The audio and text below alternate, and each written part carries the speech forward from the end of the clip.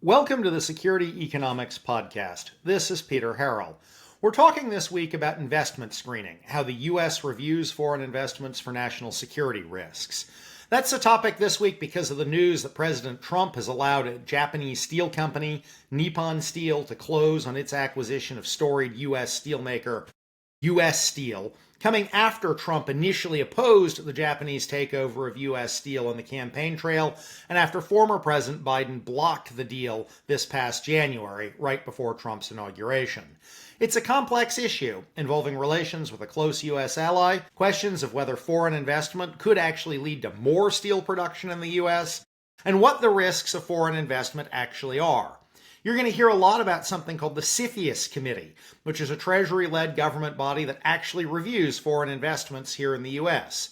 And Trump approved the deal only after having the U.S. government take a golden share in the company, something CFIUS has never done before, even if the idea of a government-owned golden share is not a new one. So lots to unpack.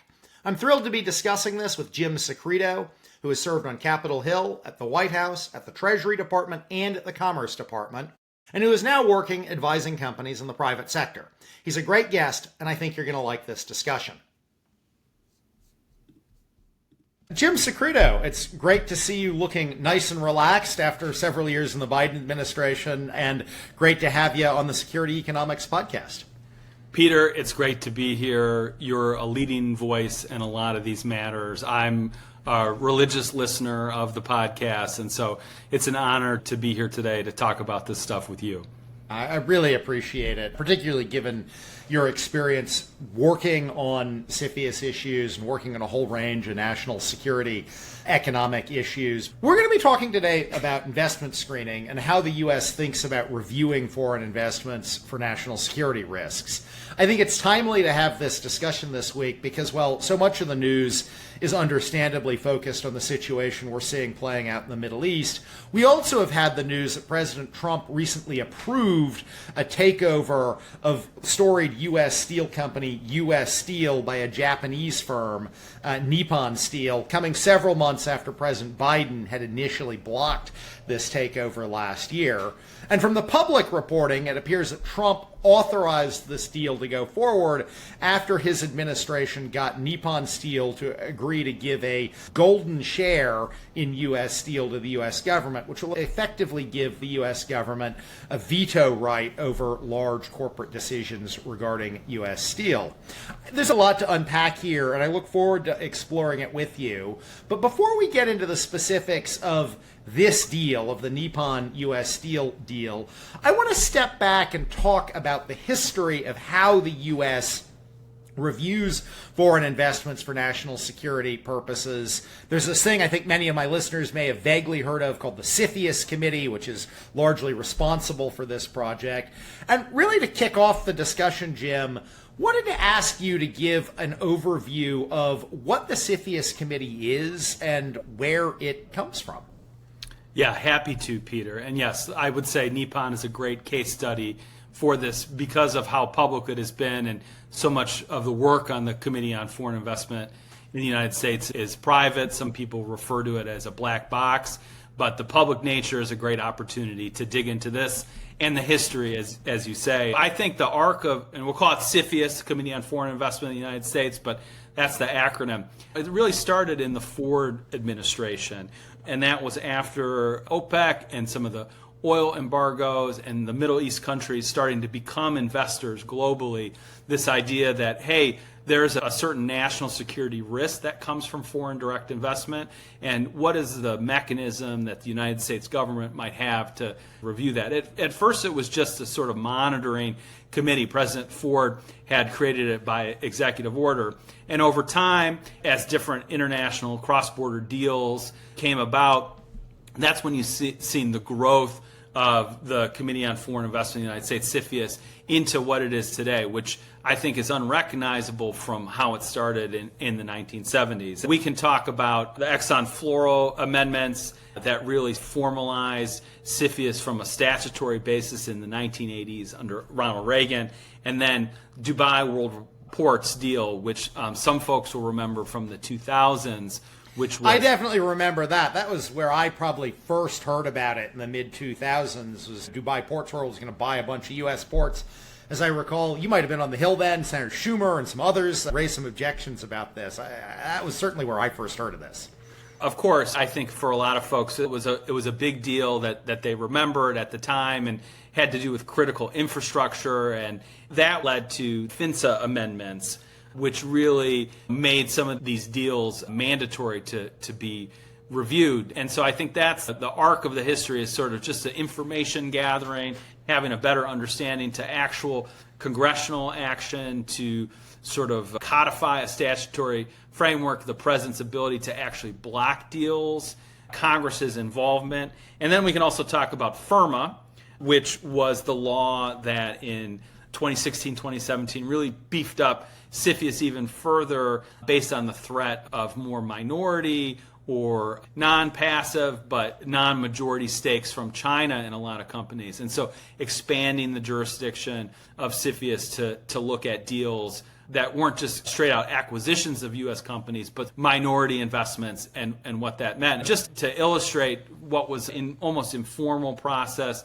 maybe looked at a couple dozen deals a year, to something today where I just looked earliest year where figures are publicly reported. There's over 400 cases reviewed by CFIUS each year, very big staffs. And so you really see an arc from a very narrow, informal mechanism to what it is today, which is quite robust. I would say that the bottom line is that there has been growth, substantial growth over time, as the risks from foreign direct investment have changed, as the rise of China has come about, and you've seen CFIUS mirror that, both statutorily, regulatory, to try to meet that national security risk over time. You mentioned that CFIUS has grown over a number of years. I actually hadn't focused on the fact we are now at 400 cases or more a year. For a U.S. government regulatory process, that really is quite an extensive and large number, though I think probably is still only a quite small fraction of the total number of foreign investments that come into the U.S. every year.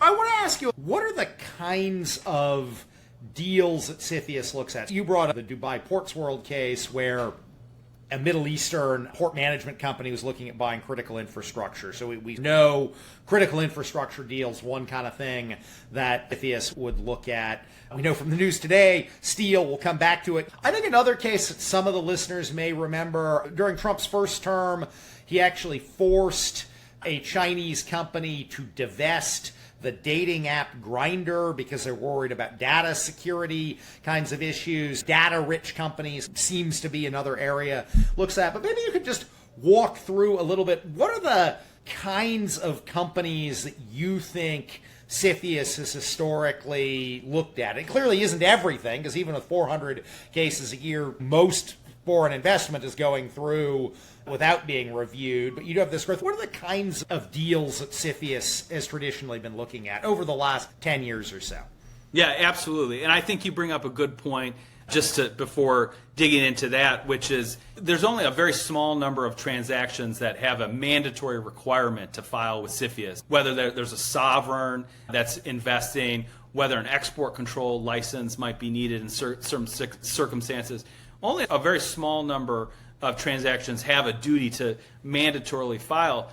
Most transactions, private parties make their own risk assessment of whether they participate in that process or not. The big reason that they do is because CFIUS has this power without a statute of limitations to come back and unwind a deal if they wanted to for national security reasons. So private actors, investors have a real incentive to get that approval by CFIUS, to go through the CFIUS process, because if they do, then CFIUS can't come back and unwind a deal in the past. I also look back, only about maybe 12, 13, 14% of deals that are actually filed with CFIUS are mitigated. So where there is a national security risk and some sort of mitigation agreement, they're called a national security agreement, are actually done. So I just think let me Jim, to unpack that a little bit, because I do think that a lot of the listeners here, because of what you see, you have a deal that is either approved, it closes, or there have been these rare cases where they get blocked. But you've brought up this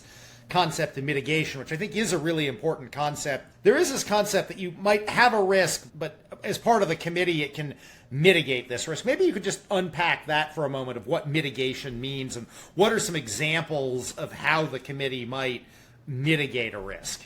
Of course. I think it's important is that CFIUS, by statute, is designed to welcome an open investment environment. We in the United States, we welcome foreign direct investment. We think it's a positive thing for economy and jobs. And so if there's a national security risk in a deal, and the vast majority of deals that are out there, let alone the majority of deals that actually file with CFIUS, there's no national security risk.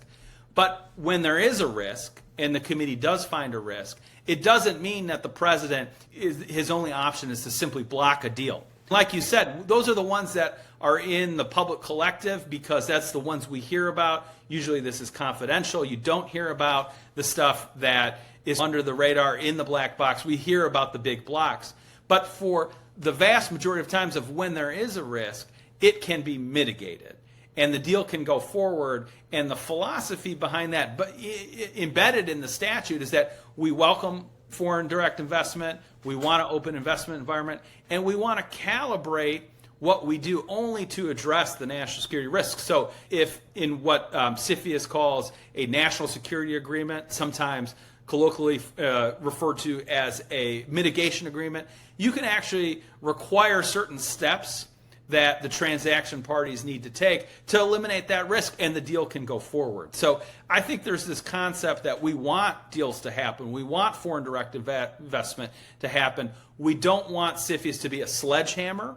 We want it to be a scalpel and really pinpoint what that risk is, address it, and let private business, private transactions continue to the benefit of the United States. Yeah, I remember, I can't here on the podcast talk about specific cases, but I remember when I was in government, and also there are some statistics and examples that CFIUS publishes, but just to give a couple of examples of mitigation kinds of things that I remember seeing. You might have a foreign investor buying a U.S. company, but they might agree that only American citizens would serve on the board of the U.S. company. Or I remember there was a deal where there was some agreement that data would be housed in the United States and couldn't be flowing out of the U.S. even if the owner of the company, the new owner of the company, was a foreign company. Or not one I ever saw, but I know from reading some of the annual reports in CFIUS, if there's a company that is a Defense Department supplier, maybe it has to either make commitments to keep supplying Defense Department, or maybe it has to sell off that particular line of business to somebody else. It's been interesting seeing this over a number of years, how creative the government can be to mitigate these risks. And as you say, Jim, I do think that is a really important part of CFIUS. Let me actually ask you, because I remember when I was in government, sometimes different agencies would have different views on what to do. And maybe you could just walk through a little bit. How does this process actually work? Who is running it? Who sits on it? How does this thing actually work? If you're a foreign investor that's buying a U.S. company, you got to get approval here. Absolutely. And I think that's a key insight that often attorneys and other practitioners forget, that a committee model means that there's humans involved, and inevitably there's going to be debates about what is a national security risk and what you do about it. And with the risk of oversimplifying, that's really what these humans are arguing about, which is there a national security risk? What do you do about it? And if there is a risk, can you mitigate it? And if not, do you block it? It's really not super complicated. I think what is complicated is that the committee structure, which in theory makes a lot of sense because, as you mentioned, whether it's the Department of Defense, whether it's the Department of Commerce, the Department of Energy, Homeland Security, Department of Justice, all these agencies are on the committee and they have their own viewpoints about what risk is.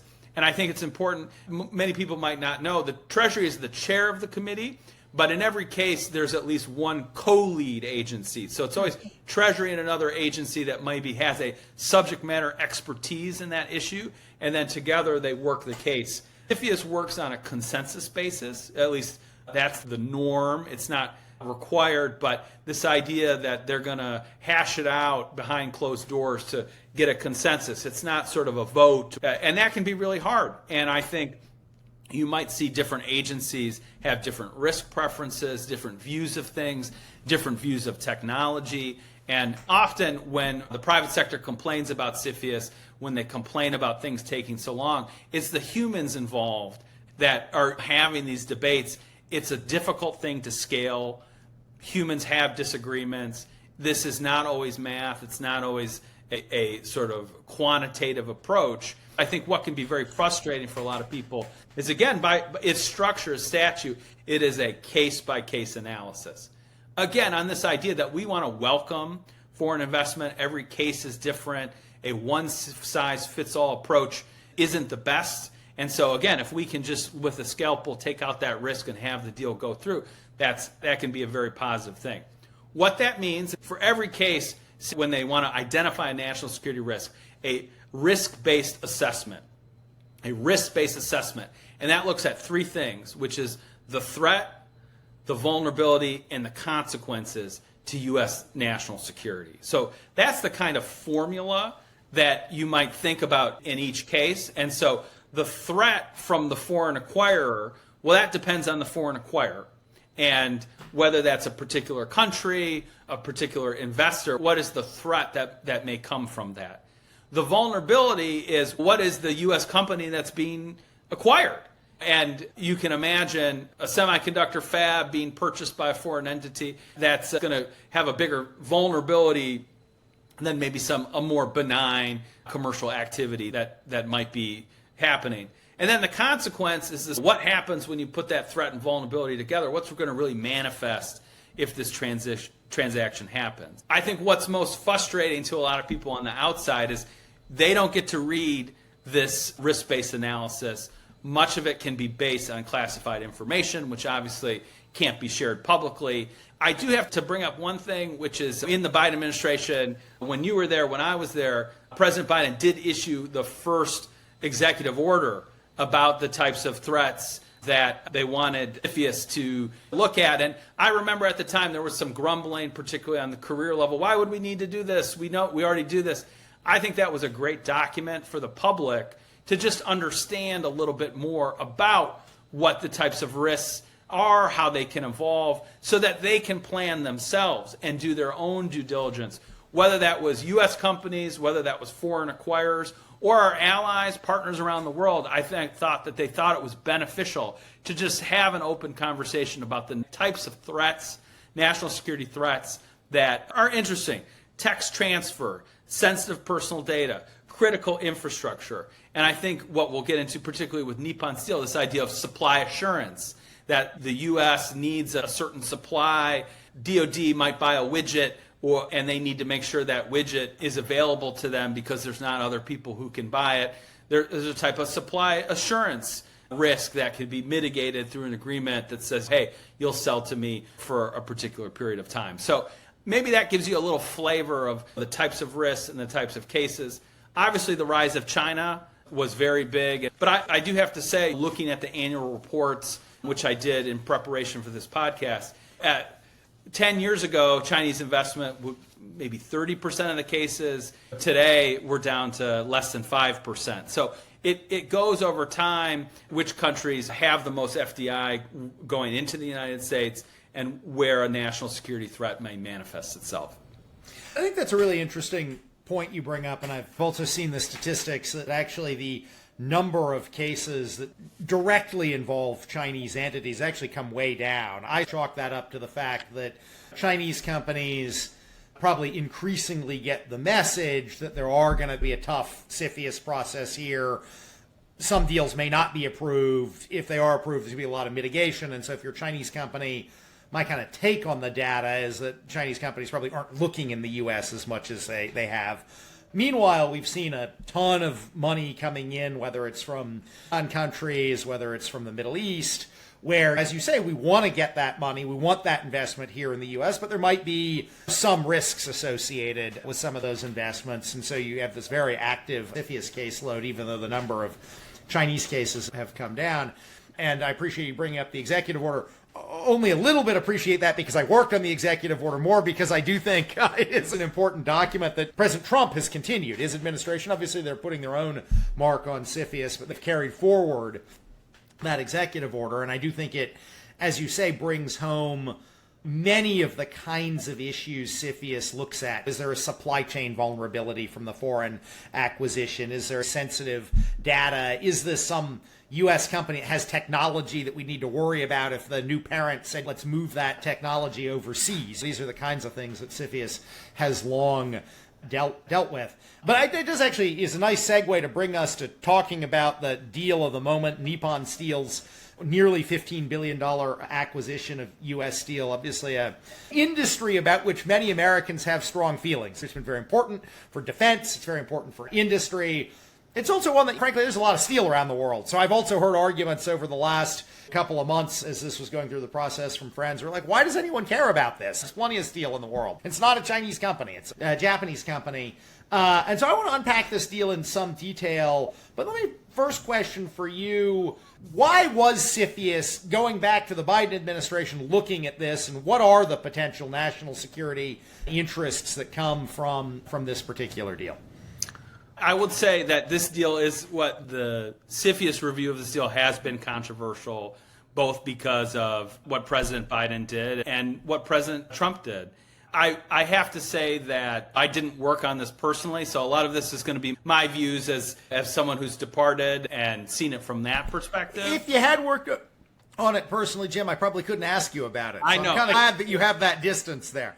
But I want to just put one point, which is this idea of national security risk. That is a determination of the President of the United States. By statute, that's something that rests with the President. And so I think a lot of reasonable people can disagree what is a national security risk, what to do about it. And I think we talked about this consensus aspect of CFIUS, everyone agreeing. As was publicly reported, and in reference to that public reporting, this was a rare case where there was dissension, that the committee was split, and they sent that split decision up to the president for him to make his own judgment. And I think that's an important point, is that ultimately, and you know, as a staffer, whether in the White House or in Treasury, even as a cabinet secretary, we all serve at the pleasure of the president. We give our best opinion. And I think in the one most favorable to President Biden and what he did reference in executive orders is just this unique role that the U.S. steel industry plays in our industrial base, in the fact that it is a key ingredient, and that having that industrial base is key for so many things. I think there's this idea of where does national security end and economic security begin. And I think this one case, reasonable people can disagree. But I do have to say, in its ultimate resolution by President Trump recognized that there was a national security risk.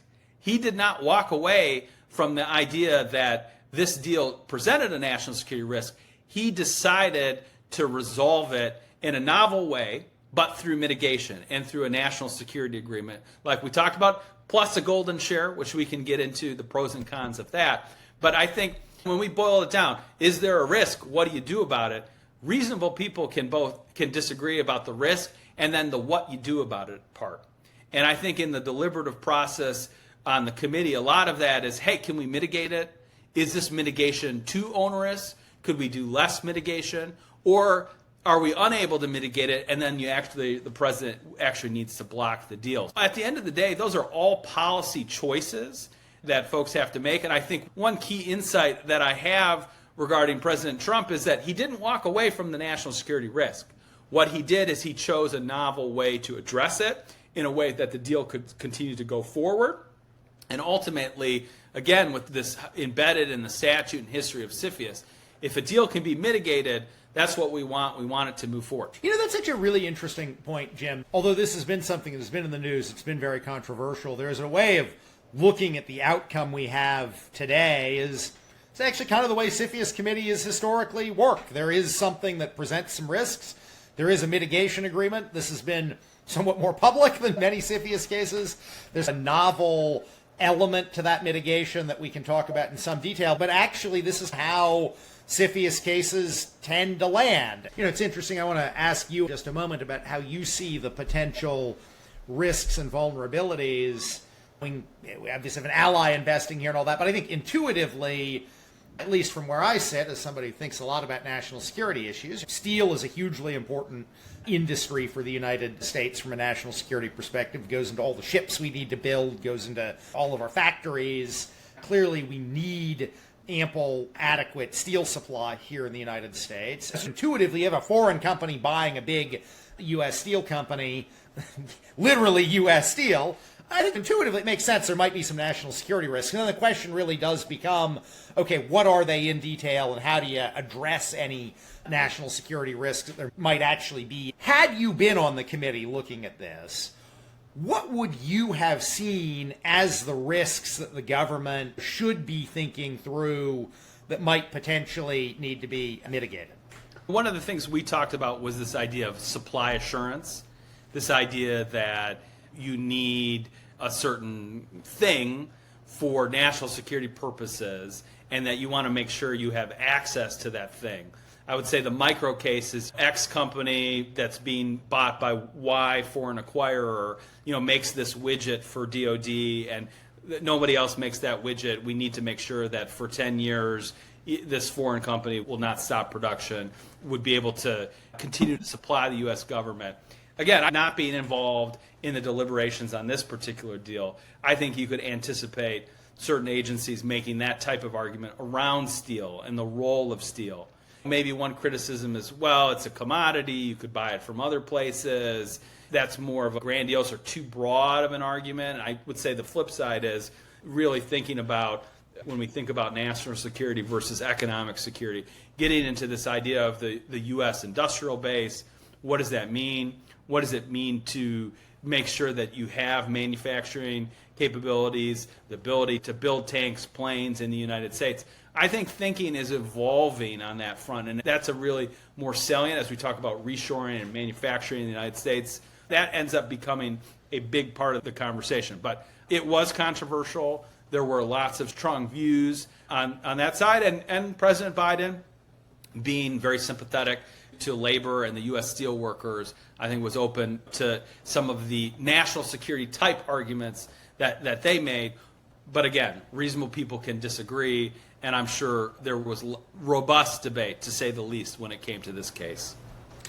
The other side of this argument, the argument we heard Nippon Steel make quite a bit, beyond just they're an ally, they should invest here, is that U.S. Steel was arguably undercapitalized. Nippon Steel is committed, and Trump has now touted the fact that Nippon Steel is committed to investing, I can't remember at the tip of my tongue, I think it's $9 billion additional dollars in the U.S. And that was always part of their ideas, that they could actually come in and bring some new technologies to U.S. steel operations, actually expand steel production in the U.S. But what I heard here is Nippon at least wanted CFIUS to also look at the opportunities here. What would happen if they brought more capital in? Is that something that CFIUS historically has considered? I would say that there's a tension in CFIUS because as the way that the statute is written, embedded in it being this idea that we want a narrow tool, that we want an open investment environment, we actually want to clip CFIUS's wings a little bit and sort of couch its decision-making in a narrow national security space. So with the risk of being too legalistic, this idea of the risk arising from the transaction. If you talk about a CFIUS case officer, and let me just have aside, the career folks who work on CFIUS are some of the hardest working, just brilliant people. They're very young for the most part, and they're wonderful. They have an impossible job of getting all these people to agree and trying to do it. So I have nothing but respect for those folks.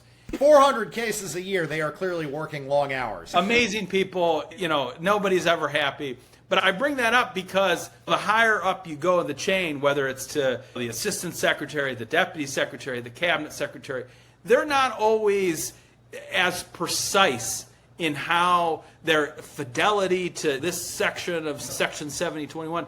They're human beings. They might have some understanding of CFIUS, and I think they look at some of these issues in a more holistic way, as you're describing, in a more human way of just, hey, what's going on? And so I think the closer you get to the case officer level at CFIUS, they're trying to be very color within the lines, but naturally, the higher up you go in the hierarchy, I think people have a more generalized view of what a threat, what a vulnerability, and what those consequences are. And again, reasonable people can disagree. It's a formula, but it does not have mathematical precision.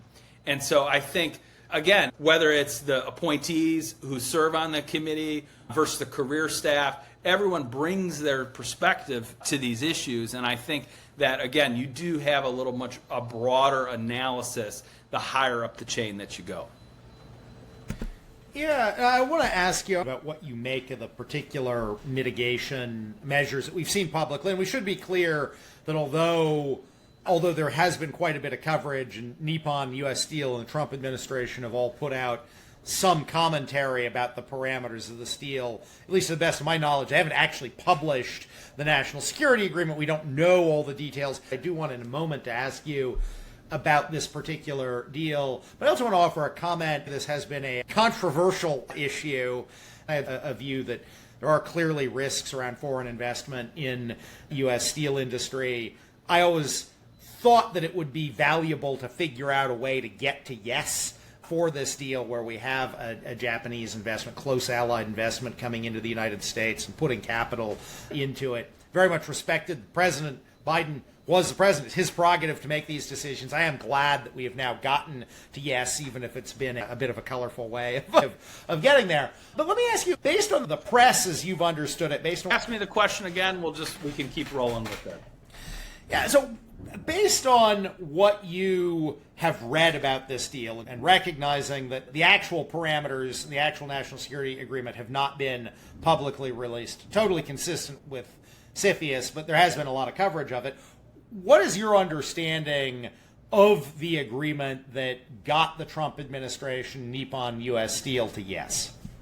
So, as I understand it, based on the reporting that you referenced, the press releases released by the company, Howard Lutnick's tweet about what was in the deal. Yeah, we are in the era of government by social media. That just is the era we're in. I just have to say, a golden share concept, which is this idea that the United States government got a G share, a sort of non-economic share built into the charter of the deal, the actual deal documents. That's a very novel thing. It's certainly never happened through the CFIUS process before. We can talk about other historical examples internationally in Europe where that type of approach is more common or was more common in the past. It's not usually how things happen with CFIUS. Usually there is a national security agreement or a mitigation agreement, and there's more of a contractual, here are the terms and conditions that you have to abide by. We're going to monitor your compliance with that agreement.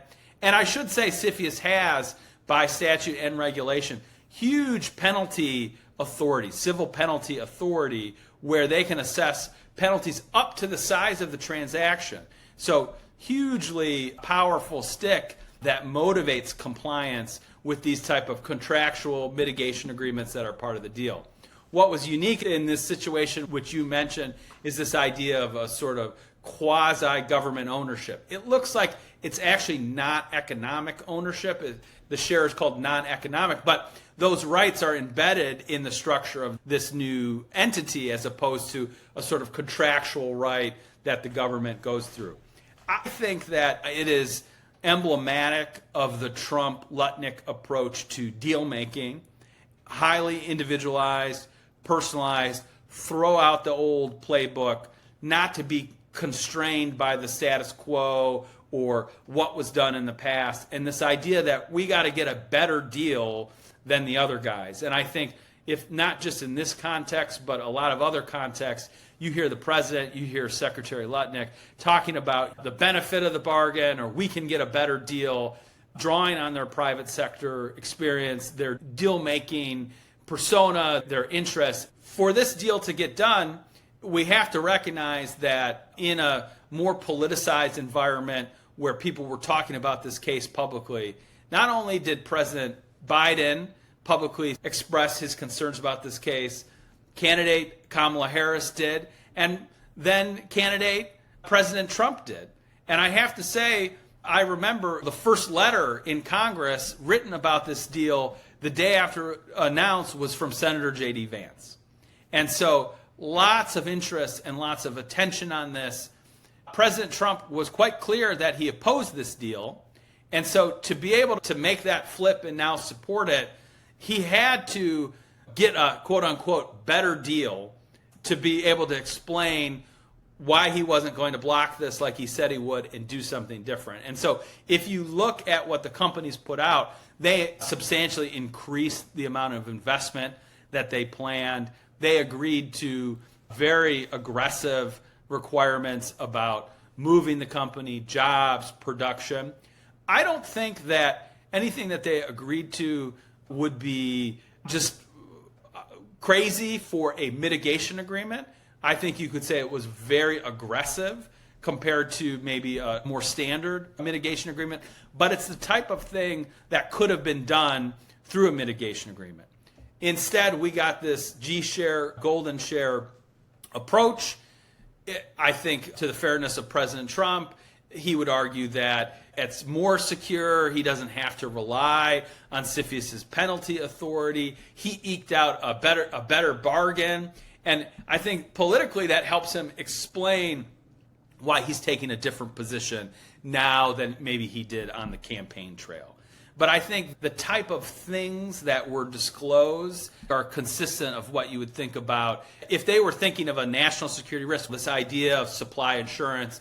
We need something in the United States, if not for a specific widget at DoD, for our military defense manufacturing base, our ability to make sure that we have what we need in the United States to build.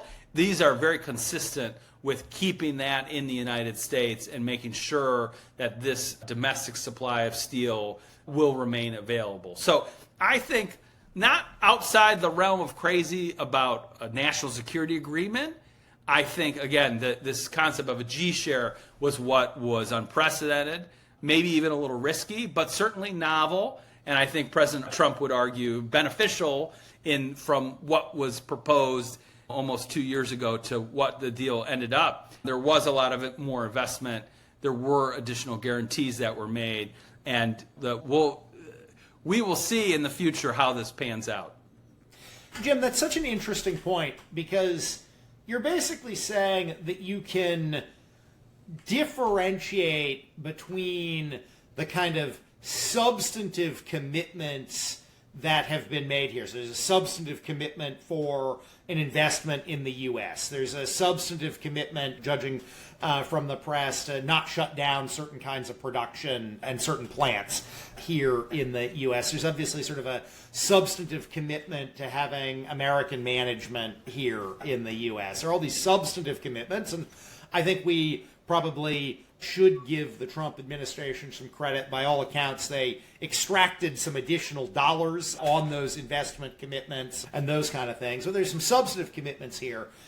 And then there's this issue of the G-share. You're basically making the argument, you probably could have gotten these additional substantive commitments bound through a mitigation agreement. You actually didn't need the G-share to get these substantive commitments. Maybe the G-share gives you a little bit of additional assurance on it, but by and large, you could have gotten the same thing without the G-share.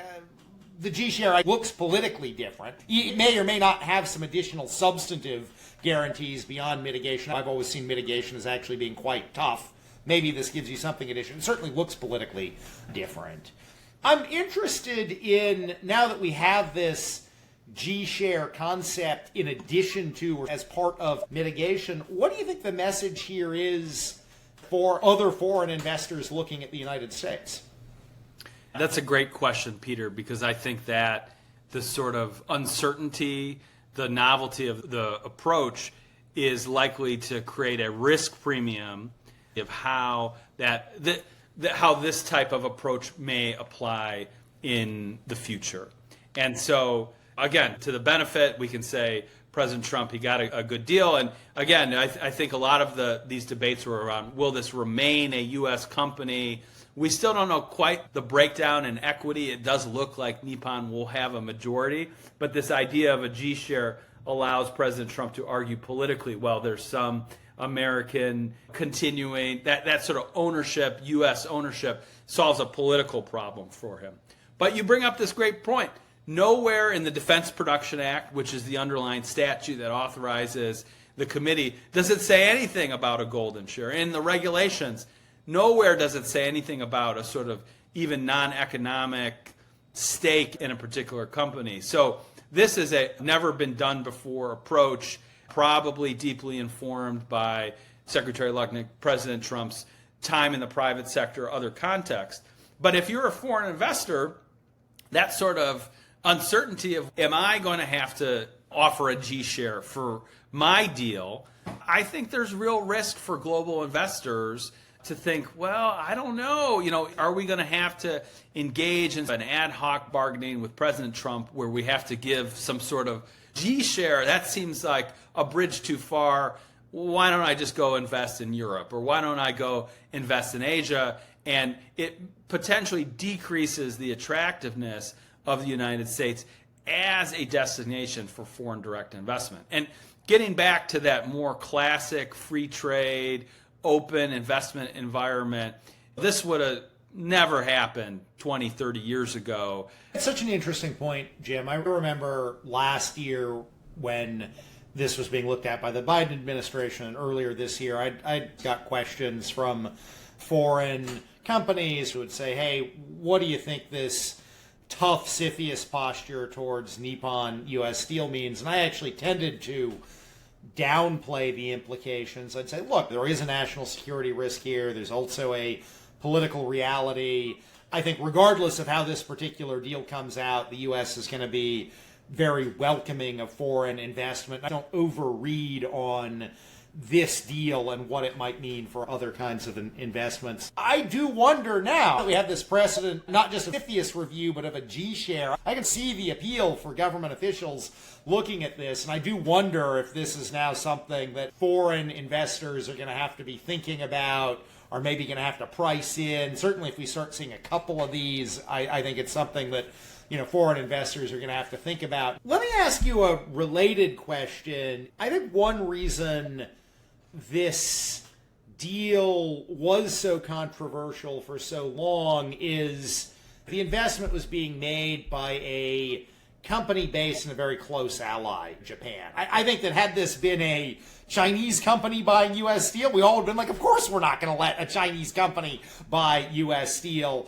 Had this been a Russian company, Russian oligarch buying it, we all would have said, of course we're not letting a Russian oligarch buy U.S. Steel. The issue is really this is being an investment by a Japanese company. Obviously, we are trying to attract investment from Japan. President Trump has, I think, had a press conference earlier this year with the chairman of SoftBank. He clearly wants Japanese investment here in the U.S., but then you're looking at this particular deal as being, well, clearly not the easiest investment in the world.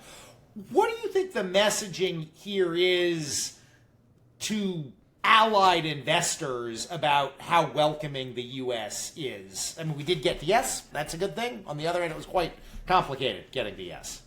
Yeah, no, that's a good point. I think that, there are other things that the president has tried to do, including with a fast track process. There's a pilot program that CFIUS is going to try out, and sort of recognizing that there are ways that you could improve CFIUS, of course. We talked about the human problem, the committee problem, the difficulties that you have scaling, and how that could impact this idea of we want to be more welcoming. How do we reform CFIUS? What are ideas that we could take to make it easier? We can't just settle with say, hey, this is the only way that things have been done in the past. We should always be looking at ways to improve it, to streamline the process. I get back to this case-by-case analysis, which is tough, and I think it applies to Nippon Steel too. And what I would say to allies is, hey, we're not a threat. Japan's not a threat. That's absolutely true in the general sense. But again, going back to that formula of threat, vulnerability, and consequences, it's sort of what are you buying? It's what is the asset that is being purchased? And if you think about the national security vulnerabilities of that asset, I think that helps explain sometimes a little bit why it's not necessarily the country or the acquirer itself, but the nature of the acquisition, what they're acquiring, that's going to be part of that analysis. Jim, you brought up this question of maybe improving CFIUS, and I do want to dig into that a little bit because I think over the last couple of years and this year, we've seen folks on Capitol Hill begin to think about what is the next iteration of CFIUS. There's some legislative proposals out there. CFIUS was, you alluded to this earlier, it was reformed and expanded substantially in 2018. But I think there is growing interest in potential additional reforms. What I want to ask you about before we come to legislation that you also alluded to is this idea of a whitelist or streamlined investment. I've always had a view, going back some years now, that there should be a way for trusted investors to be able to either have a fast track, or I would never say circumvent CFIUS, but avoid CFIUS for each of their transactions because a highly trusted investor. And I should note there is an authority in CFIUS, and there are now, I think the UK has been to some degree whitelisted as long as it's a UK firm and not a foreign firm based in the UK. There is some effort to try to whitelist this. What do you think the government could do to make it easier for trusted investors to come into the U.S.? I think it's a great question. I think it's an important question. I think it's a difficult question because the arc of CFIUS, we talked about from the Ford administration to today, has been an expansion of jurisdiction of, hey, there's more risk that, hey, you CFIUS are not catching, and therefore we need to expand your jurisdiction to address these new national security risks. And so what you're talking about, I think, is important, which is how do we make it easier? This whitelist concept has been around for a long time. CFIUS did for the Five Eyes, so our closest intelligence partners, the UK, Canada, New Zealand, and Australia, does have a sort of part of this program. But in execution, it probably has not been as helpful to investors as they would like. And I would say what works against that is that case-by-case analysis, which CFIUS really has fidelity to, which is, hey, wait, there might be a national security risk. We got to look at everything on an individualized basis. It's kind of against the culture to say, oh, if it's from a certain country, we're just not going to look at it, as opposed to digging in and seeing that. There's downsides to that, investor fatigue, frustration with what their deals are going through. And so I think one idea that Stephen Heifetz, who's a practitioner, a private practitioner, who has an affiliation at CFR, very smart guy, one suggestion he said was to eliminate the need to do mandatory filings at CFIUS. If you just said, look, there's no mandatory filings, but the government can come ask you questions if you want, that at least eliminates that sort of hemming and hawing, the hand-wringing about should we file or not. Private sectors can say, we're just going to go forward. We're not going to have to waste money on a complicated analysis because we know that it's not mandatory. I worry about the scalability of CFIUS, and I worry about it being viewed as the Swiss Army knife of national security tools. It's really a scalpel. It's not a sort of jack of all trades, fix every national security problem. And I think it's part of the culture, too, to push back and say, hey, maybe sanctions would be better here. Hey, maybe export controls. Again, this is a tool of last resort. One of the things that people talk about is greenfield jurisdiction and maybe expanding it. I am really weary about opening that up. Just for listeners who might not know, is that CFIUS only has jurisdiction when you're buying a U.S. company. If you're a foreign investor who's coming in and doing a greenfield plant, so a field, and you're going to build a factory, and you're not acquiring any U.S. assets or any companies about that, CFIUS doesn't have jurisdiction over that. And there's been some public reporting about some large Chinese investments that have come in that people wanted CFIUS to look at, but I know that CFIUS doesn't have the jurisdiction to do so. It does have a real estate jurisdiction, so within a sort of proximity risk to certain high-level military facilities, then CFIUS has the ability to look at it. I worry about expanding the jurisdiction so much that you lose focus on what really matters. Yes, there are risks with the Chinese Communist Party. Yes, there are geopolitical risks with that country, but it doesn't mean just because China's building a factory or a Chinese company is building a factory that there's an acute national security risk. Frankly, sometimes there's a tech transfer from China to the United States. And I worry sometimes that our politics around China makes us take our eye off the ball about what really matters, because resources are finite. Humans can only deal with so much, and if you expand it further, it's going to be harder. But I think it's important to get Congress involved, and it's important, I think, to be really honest about the trade-offs, about further sort of mission creep and how that might not be good for foreign direct investment.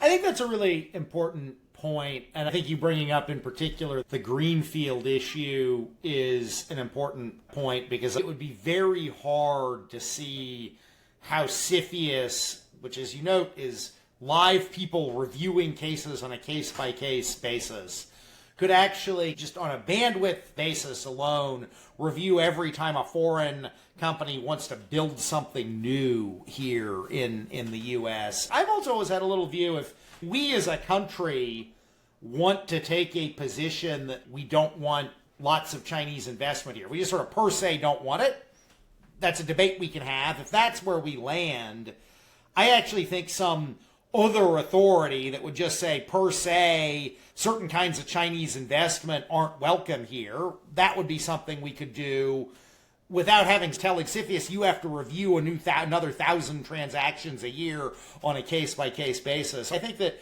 depending on where we want our relationship with China to go, it might actually not be simply growing CFIUS jurisdiction. It might be having some other China-specific authorities that are out there that we should be thinking about developing.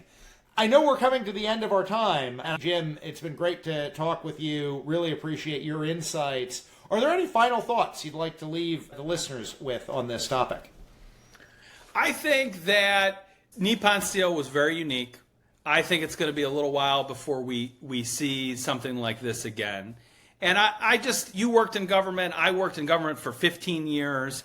I always try to assume the best. And I just want to remind people that there are a lot of career national security professionals that are trying their best every day to get it right. And they don't always get it right, but they come to work trying to do the right thing for national security for our country. And so I just am very sympathetic to that. And I want to recognize that even though we're talking about complex policy and national security, economic security, tools of economic statecraft, at the end of the day, there's people trying to do their best. And so I honor those folks.